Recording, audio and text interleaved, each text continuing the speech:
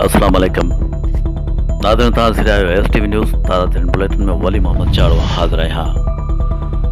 नज़र वजूद हिन महिल ताईं पहुतल रिपोर्ट ते जेका असांखे मोकिली आहे मलीर खां मुश्ताक कबूल। पाकिस्तान जी तरक़ी ऐं ख़ुशहाली जी सोच सिर्फ़ पीपल्स पार्टीअ खे आहे। आवाम जे उमेदुनि जो महवर बिलावल भुट्टो ज़रदारी आहे जेको मुल्क जी आवाम खे बुख बेरोज़गारी ऐं महांगाई मां कढी सघे थो।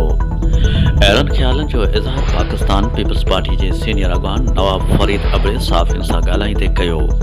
हुन चयो त क़ाइदे अवाम शहीद ज़ुल्फ़िकार अली भुट्टे वतन अज़ीज़ खे आइन ॾिनो, शाइरीन खे बराबरी जो दर्जो ॾिनो, सियासतदाननि खे ड्राइंग रूमनि मां ॿाहिरि कढी अवाम जे अॻियां गलियुनि ऐं मैदाननि में आणे मुल्क अवाम खे सियासी शऊर ॾिनो ऐं हुन पंहिंजे मंशूर में इहा ॻाल्हि शामिल करे छॾी हुई त ताक़त जो सरचश्मो अवाम आहे ऐं आउं अवाम जो ख़ादिम आहियां।